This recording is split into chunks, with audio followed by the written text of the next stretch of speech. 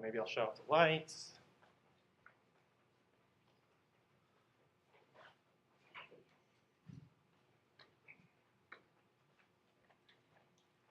Okay, today I want to talk about what broadly comes under the heading of diversification. And you might think of this as speciation, but that's a little bit of a tricky minefield of terminology, which I hope will become clear in the next couple of lectures. Anyway, let's start with a little bit of vocabulary, kind of to get things going.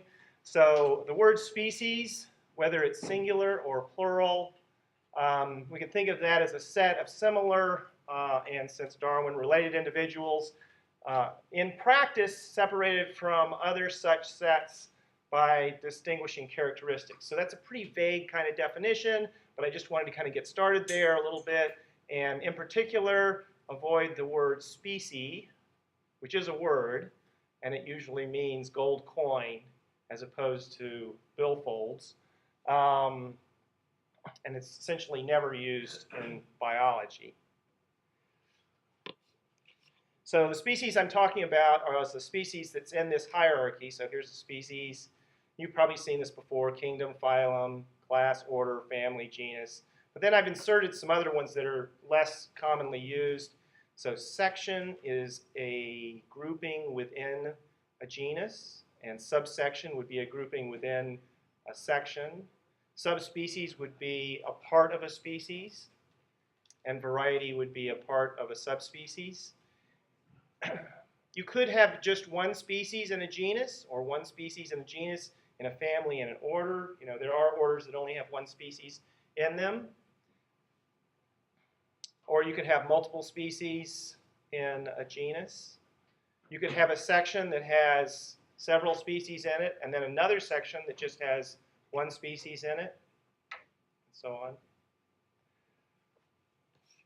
And then we have this word taxon, the plural of which is taxa, and that's a formal group in this classification scheme, in other words, a named group at any rank, so at the rank of species or subsection or section or genus.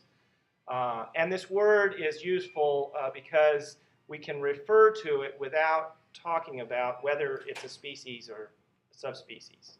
You know, like we can talk about the various taxa of primates. And by that we would mean things that some people might call subspecies, some people might call species, some people might call subsection or something like that. It also would encompass larger groups, ones that contain multiple subspecies. A species that contains multiple subspecies could also be called a taxon. A genus that contains multiple species could be called a taxon. So it's just kind of an all-purpose word that's useful. Now, really what I want to talk about is what a species is not. That is, as my presentation is proceeding, I hope that you'll see that, at least in my mind, because something is named a species or recognized as a species, you wouldn't necessarily carry with it a lot of information about what it is. And we'll start maybe with Plato. So here's Plato. And Plato recognized that certain things in his head, like in theory, in his mind's eye, were perfect ideal things that had essences. Like triangles, any real triangle, any kind of real representation of a triangle, it would have a little jagged line and so on. It wouldn't be a true essential triangle. A true essential triangle would have an absolutely infinitely straight line with no jagged edges and exactly 3 corners. And so this is like the ideal triangle. No real triangle exists. Any real triangle would be just a representation of that ideal triangle. Similarly, you might have chairs, right? And so this is a picture of a chair, but there's something essential about a chair that is not just this particular chair. Like here's another chair. It's quite a bit different in lots of different ways. And those two chairs still share chairness in common. And that chairness would be the essential thing Now, I don't know about this, but if this is really a Platonic ideal, but it comes a lot closer than biological species, and that would be elemental species. So here's a representation of gold, AU, and this is a class of things, and any one gold molecule would be a manifestation or a realization of that gold essence. And gold can be defined in a very, very strict way, as well as any of the other elements could be defined in a very strict way. And they always have the same properties and so on. Or if they don't, it's because of something very specifiable. So the thing you were supposed to read was just a few pages by Ernst Mayr, very famous evolutionary biologist of the middle part of the last century. And Mayr said that species of biological nature, like this barnacle, Semibalanus balanoides, in a very real way, they are not the same as Platonic ideas. They are not the same as triangles. That biological species are a bit of an abstraction. They have characteristics that you can identify them with, separate them from other species, but they also contain within them a lot of variation. And in fact, they contain within them variation potentially in even the characters that one might point to as key characters. And so the averages by which you might characterize a species, in some sense, they are secondary, and what's real is the variation, the individual variation. And there's variation from individual to individual, and that kind of simple observation is a precursor and really an important premonition of the non-fixity of species, of the evolution of biodiversity. Like, until you can understand that, you can't understand evolution. Also, variation is key to the process of adaptation by natural selection. So, to paraphrase, population thinking, stop imagining that species have essences and start realizing that individuals vary. Once you believe in the variation and you treat the characterization of species as secondary, then the fixity of species kind of becomes an illusion.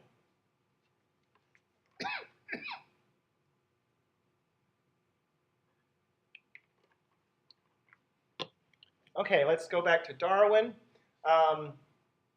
Darwin argued against a certain aspect of the reality of species. Now, I don't think that he thought that all species are just imagined. Like actual species that we would name, like Homo sapiens, is not an imagined thing. Or the species of giraffe is not an imagined thing. But he argued that the rank is only a matter of degree. So he found no categorical rank difference between species and varieties. The varieties are just lineages that are a little bit different from one another, and species are lineages that are just a little bit more different from one another. Furthermore, Darwin noted that whether two relatives can hybridize or not may or may not be used to treat the entities as different at the species level. So the lack of the inability to interbreed is not a unique mark of the rank of species, the ability to interbreed, like their capacity to do so in the future. For instance, you can take tigers and lions and put them together in a zoo. They'll hybridize, and surely lions and tigers are very, very different species, even put them in different genera.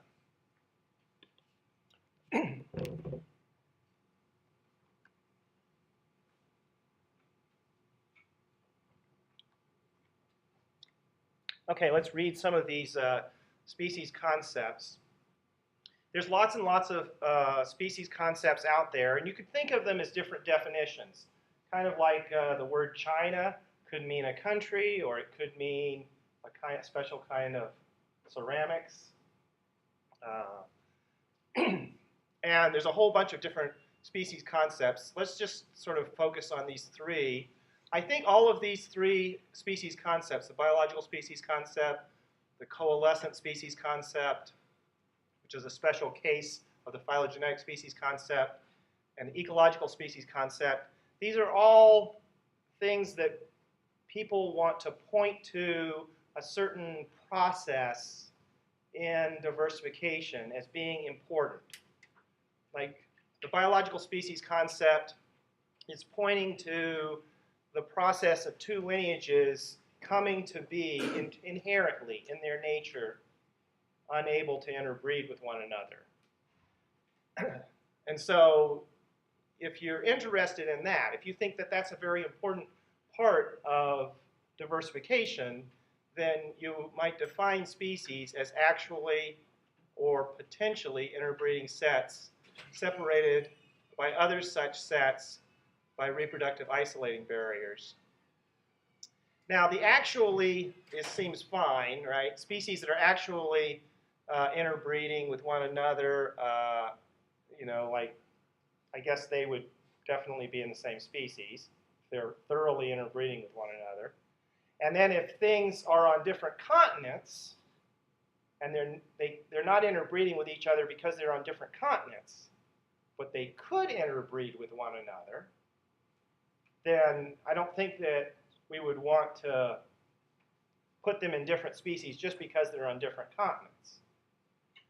So that's where the potentially comes from. But this potentially is kind of a squirrely word because it talks a lot about the future, right? And we usually don't know that much about the future. You can infer some things about the past, you can measure things about the present, but the future is a fairly difficult thing to be very sure of.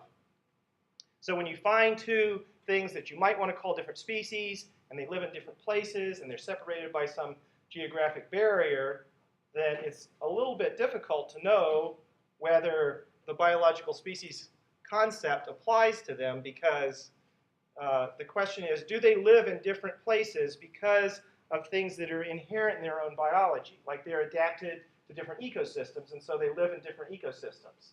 That would constitute a reproductive isolating barrier. Whereas if one just lives on Catalina Island and one lives on the mainland, and it's something that can't swim back and forth, then that's not because of the inherent biology of those organisms that they can't interbreed. And so we wouldn't call that an inherent reproductive isolating barrier.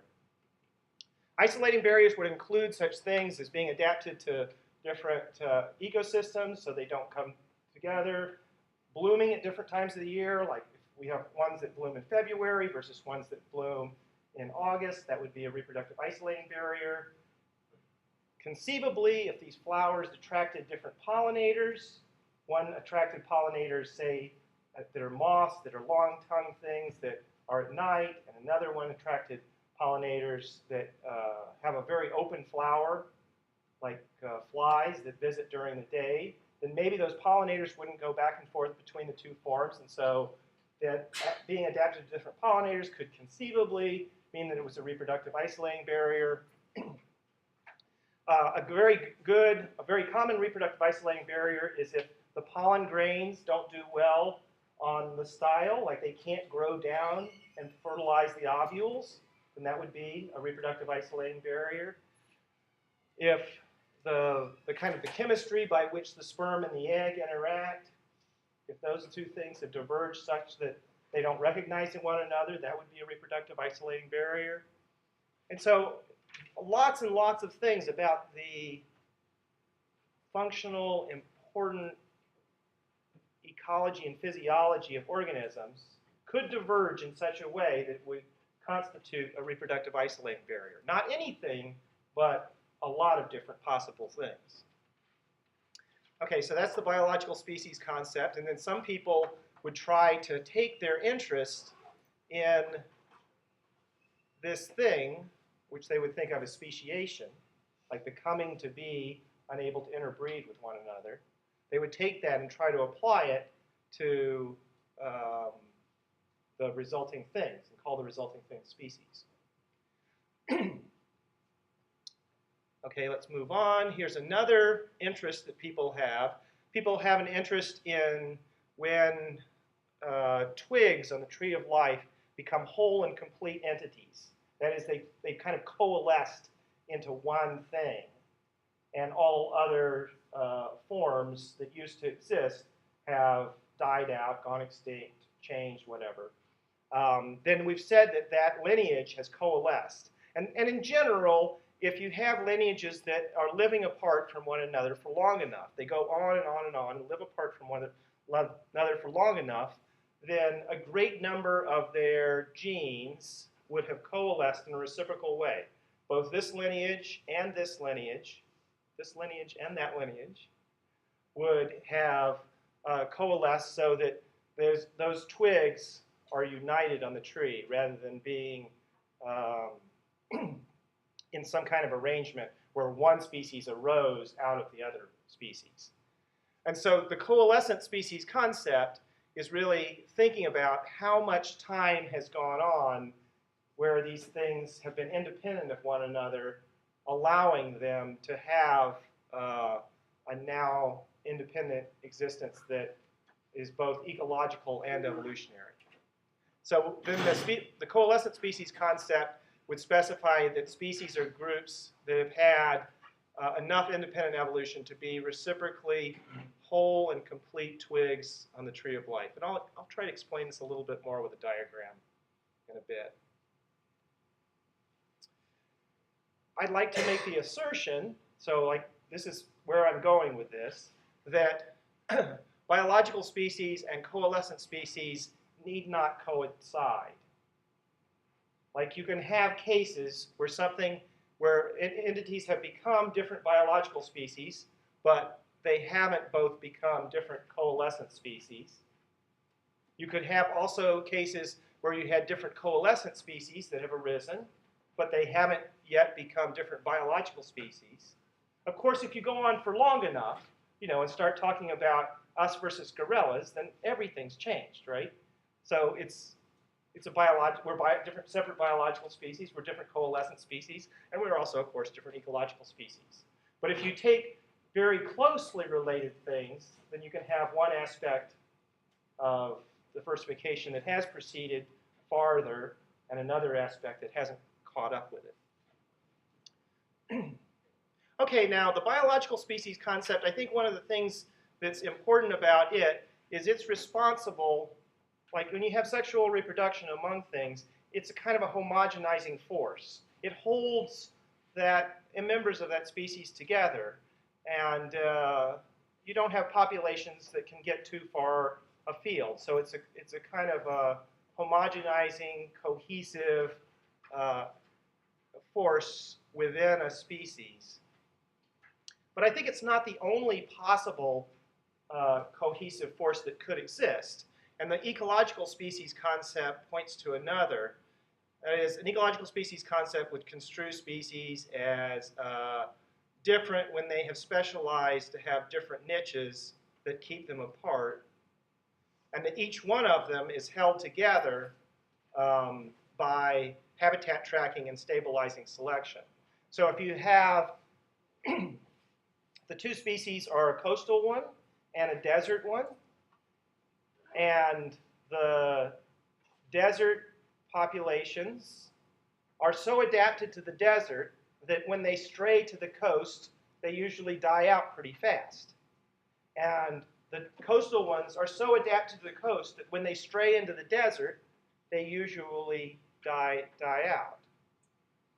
Also, what that would mean is that each entity, it would be adapted to its own environment.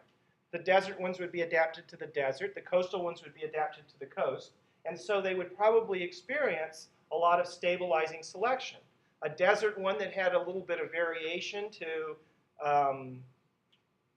bloom a little bit later, it would tend to be selected out of the population because Blooming a little bit later in the desert means you're waiting until you might dry out. A coastal one that is an individual that's living that's in the coastal population that gets a really thick cuticle and doesn't dry out, it might make not so much photosynthate, not as much sugar, and so it would then not produce as many seeds as its brethren in the coastal population because it also would not be very well adapted to the coast. And so there's this stabilizing selection that makes it so that the coastal ones stay coastal and the desert ones stay in the desert. And this is by first habitat tracking, where individuals that find themselves out of the ecosystem that they're adapted to die out, stray populations die out, and also because of stabilizing selection, when they are within their population, then natural selection is honing them in on staying adapted to that particular population. Now, there's a whole bunch of other species concepts that biologists have come up with, biologists and philosophers have come up with to point out different aspects of this diversification process. But I think that these three, they needn't all coincide with one another. You can have one without the other. And they also needn't correspond with practice. So practice I call the taxonomic species concept. What actual taxonomists, who are experts in their group of organism, how they would apply their understanding of the diversity to a classification that recognized species. So a taxonomic species is really one that a series of expert taxonomists have upheld. And it's not based on any particular notion. It's just one that over and over again, no matter what notions people have, they all arrive at the same consensus. And a remarkably large number of well-studied species fall into this kind of level of high consensus. There's also other groups that are very difficult to categorize, and their experts vary in their opinion about how to break them up into, do you recognize some subspecies and then one big species, or you recognize several species and you put them all in a subsection, or do you single out the ones that are particularly good species and recognize those as species and then leave everything else into a big shmush species complex. Nevertheless, lots and lots of species basically arrive at settled scientific understanding. And I think that these three concepts, which are more like theoretical concepts that speak to processes of diversification, they don't perfectly correspond to taxonomic species concepts. For instance, we have taxonomic species concepts for all sorts of organisms that are asexual. And so clearly a biological species concept wouldn't apply to these, and yet taxonomists are still able to come up with taxonomic species. Okay. Here's a bit of an evolutionary tree that I had something to do with figuring out. You can see that species are pulled together. So like here's a Kekiella species, and here's another Kekiella species, and we think that they are closest relatives. And then here's a couple of other species, and here's a couple of other species, and they are each have pairs of species. And the evolutionary tree reaches back. So you reach back farther and farther. Let me say it a different way so you can try to understand a little bit. These two species, they have a common ancestor that's most recent. And then those two and a third have another common ancestor, an ancestor that they share in common with, that's older, that went back farther.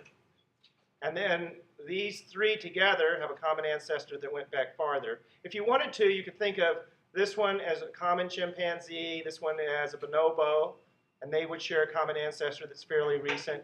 Then humans would be here, and their common ancestor would be a bit farther back. And gorillas would be here, and their common ancestor would be a bit farther back.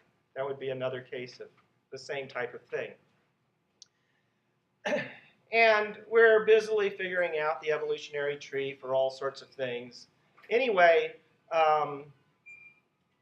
what I want to kind of do is start with trees like this that are database trees, and then point to a more kind of conceptual treatment of the same topic.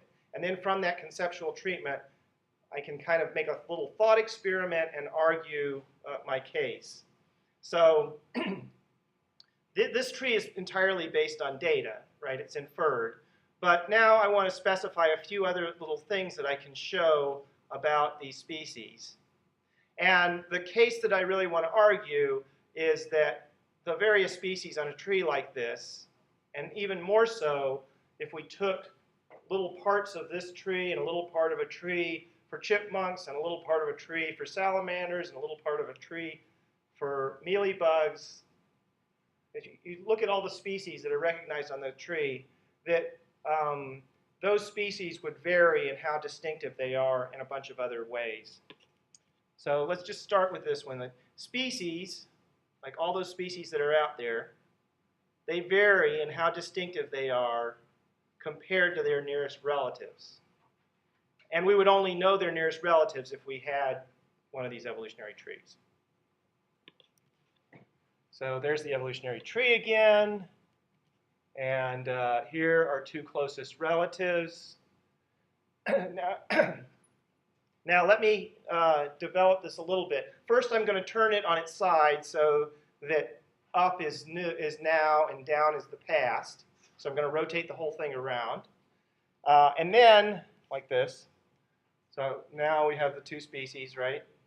And now let me make these diagrams out to show some things that are not shown in the data-driven tree, but they probably could be if you worked on it enough.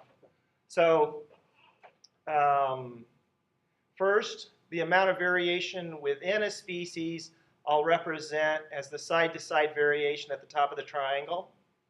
And then the amount of ecomorphological change, like change that really matters, not just in neutral, uncoded genetic regions, but things that you would notice or that might affect their ecology. Let's have that be represented by the arrow that's down at the base. It's the amount of space between the triangles. So that's the amount of change that happens between the triangles. And then the amount of variation within is the top of the triangle. Then the distance from the top of the triangle to the point of the triangle, let's have that be the time to coalescence of genes of just sort of neutral importance. So think things that are not adaptive, that never turn into proteins, just regular old sequences of DNA that are neutral and that probably just evolve in an almost clock-like way. And that would represent the history of how many individuals were in the population and how many different population subpopulations they were in and all sorts of stuff like that. We can also specify the time to the common ancestor. So here's the common ancestor, the most recent common ancestor that this species and this species share in common. And we could specify how much time there is back to that. Okay, so you got the general idea here of how it's coded. Now, what I would assert is that if we looked at 30 pairs of species, so there's 60 species shown here, and they're all paired up, so their closest relative is also shown. So there's 30 pairs of species. What I would assert is that the amount of space in the horizontal direction between nearest relatives varies a lot. If we look at the one in the lower left-hand corner, that's the one that's the most distinctive. These species are the most distinctive from one another. They're very, very different species. You would end up putting these in different genera, and each genus would have one species in it. If we look at the upper right-hand corner, those two species are very, very similar to one another. They're not distinctive at all. Though people would argue endlessly about whether that should be a subspecies or a subvariety or a variety or, like, who knows? But they're very, very similar to one another. And then you get all the things in between. I've arranged them in order of how distant the two lines are from one another. Now, that's one issue. So the different species vary in how distinctive they are.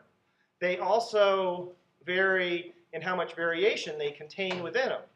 So let's see, this one here contains a lot of variation within it.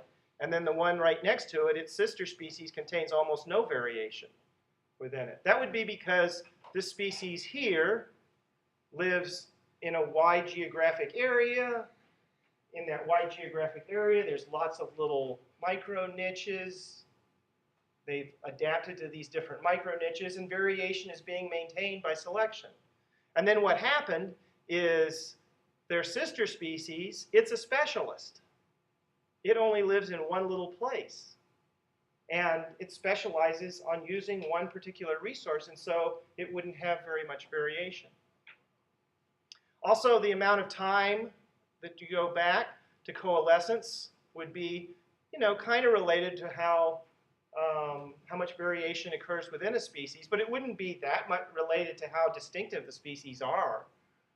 Like you could have one that has a long time to coalescence, and it could have a very close relative, and you could have something that has a very short time to coalescence. This has a very short time to coalescence, and it would be very distant from its nearest relative because there's been a lot of intervening character change or extinction or something like that.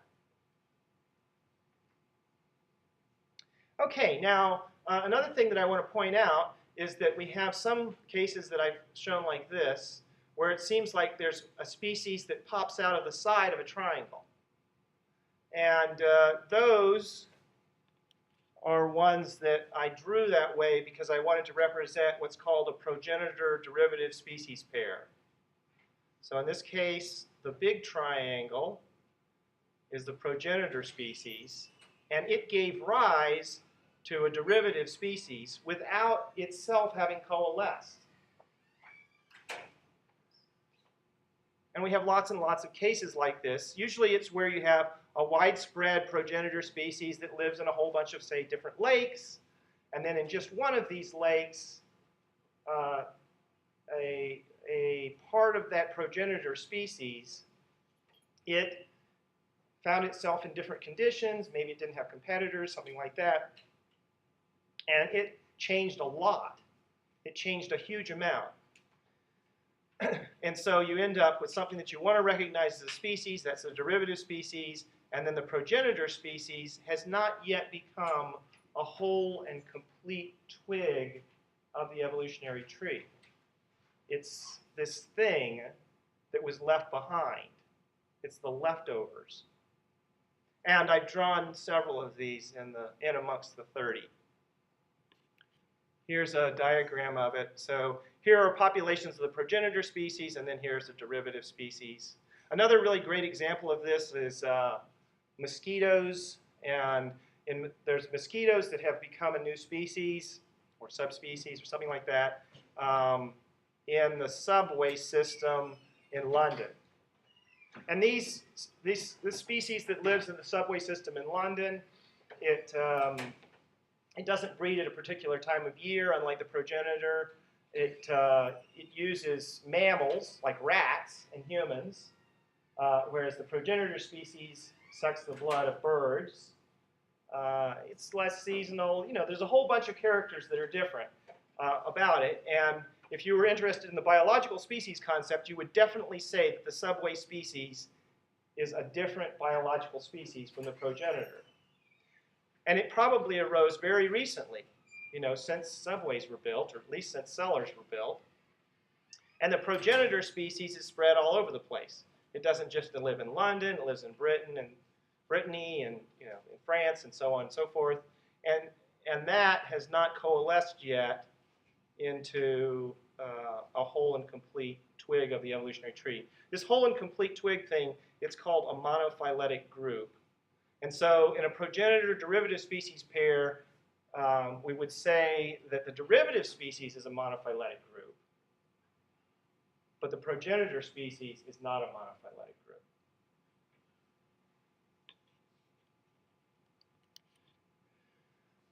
Okay, so at least according to my thought experiment, which I think is representative of what we would find if we actually went out and looked at data on coalescence and how distinctive species are and so on, then species vary. Species that we might name, they vary in how different they are from their closest relatives, and how much variation they encompass, in how old they are, like how deep they are. This is when these species are very, very old, and these species are very, very young.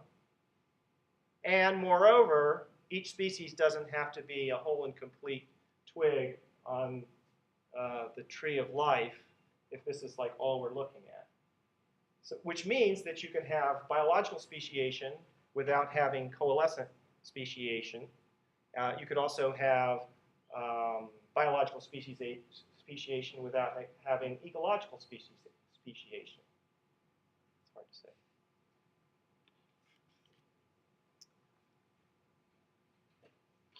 And so then we come back to what Darwin said. The rank of species,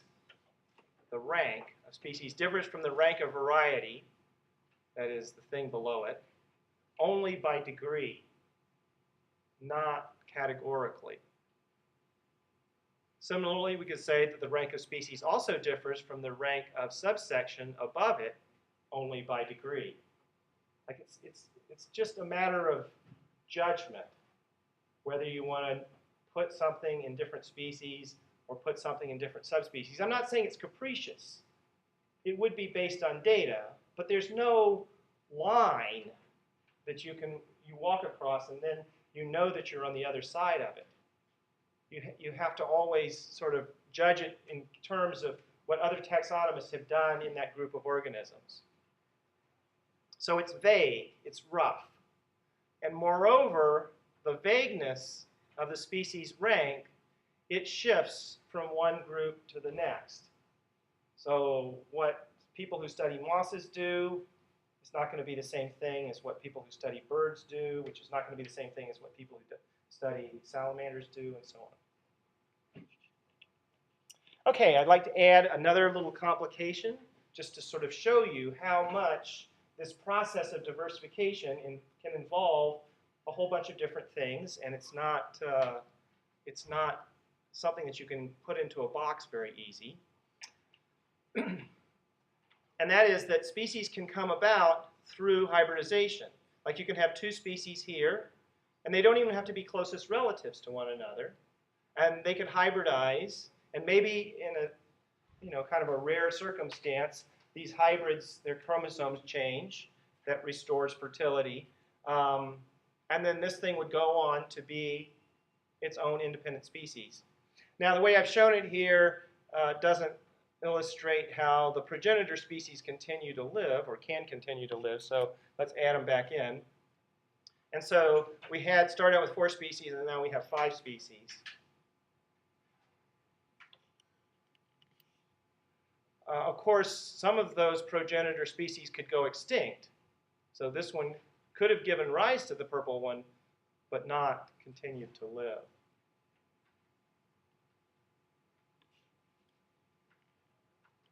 Now, this kind of hybridization, or this kind of speciation through hybridization, is a special kind where you have 2 lineages that come together and they make a new stable thing.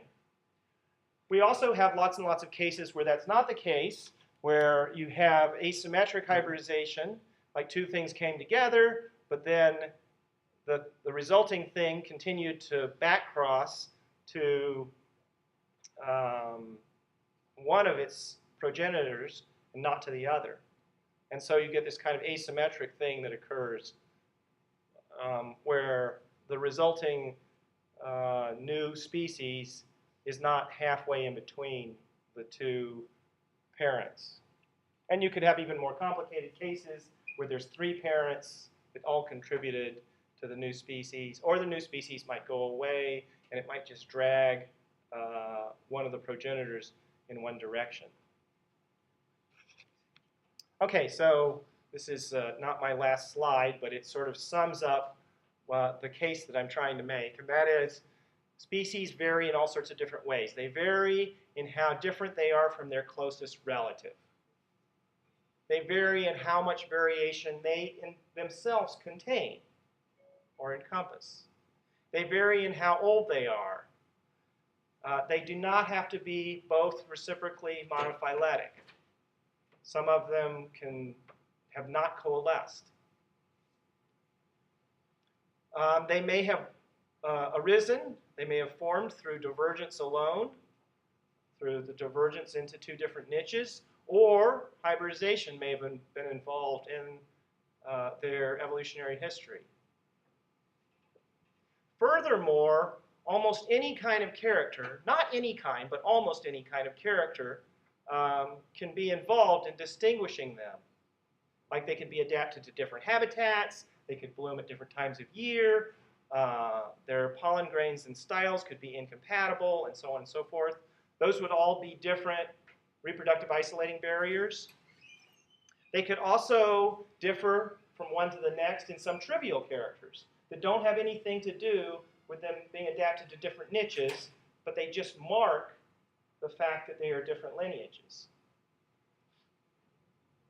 And they don't have to be completely unable to hybridize. The only picture I showed you of flowers there, right at the beginning of the lecture, those 2 things, which any taxonomist would call are different species, they readily hybridize at intermediate elevations. So there's a high elevation species, there's a low elevation species. At intermediate elevations, they hybridize thoroughly. It seems like the reason, or part of the reason, why they don't just become one species that's all washed out is because the low elevation species, when it ends up, its genes end up at high elevation, then it doesn't complete its reproductive cycle. It can't mature seeds in that short growing season. Summer only lasts a very short time at high elevation, and so there's selection against the genes of low elevation. And then at low elevation, it's very hot and dry, and the high elevation species just does poorly physiologically, and so when its genes hybridize back into the low elevation species, they're selected against. So it seems like selection, generation by generation, is kind of renewing the species difference, despite the fact that they can interbreed at the intermediate elevation.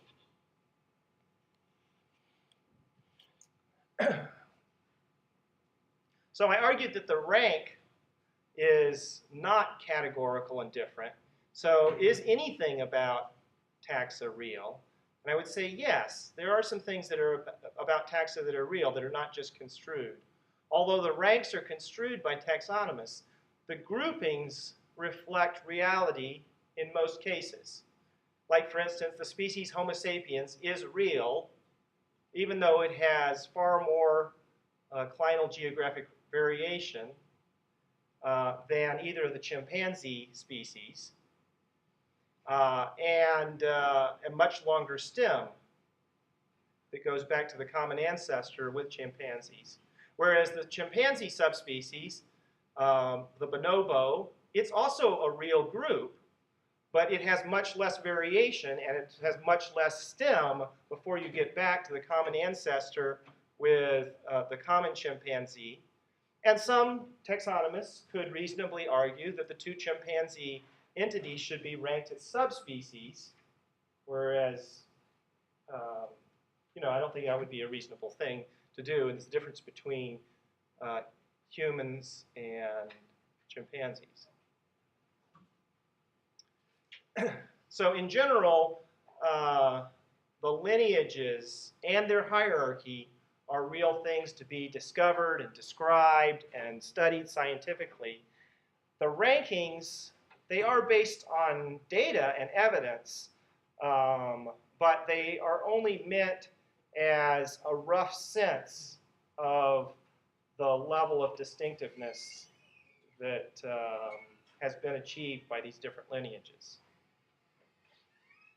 Species can be real in the same way that genera and families are real. Like genera and families, we would also think the genus level, there's no magic level at which it is. It's just sort of a rough idea of how much variation can be contained in a genus before you recognize it as two different genera.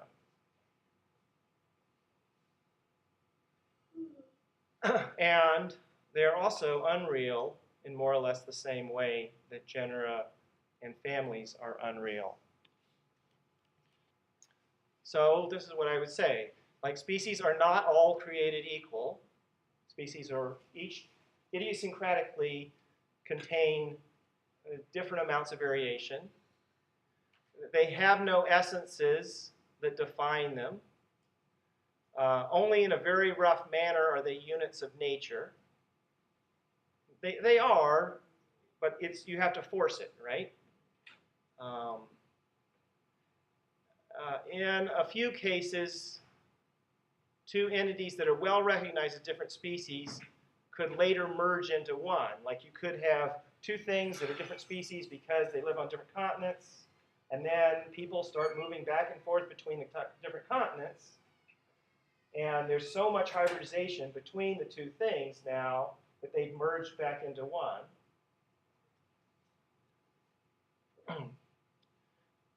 Just because two populations are placed in the same species does not mean that they are not differentiated in important ways. Like, you can have two things in the same species, but one of them has evolved to have, I don't know, purple beards. And another one has evolved to have just one eyebrow across the top. No, that one I think would be orange. That's the type of things that I would attribute to sexual selection. And then finally, I'd say that just because a lineage has or has not diverged enough to be treated as a distinct taxonomic species, it really doesn't speak to whether it will be projected into the future to diverge further. And so in this sense, I don't think that just because we recognize things as two species, they are evolutionarily and ecologically independent from one another. Okay, that's all that I had to say in the slide.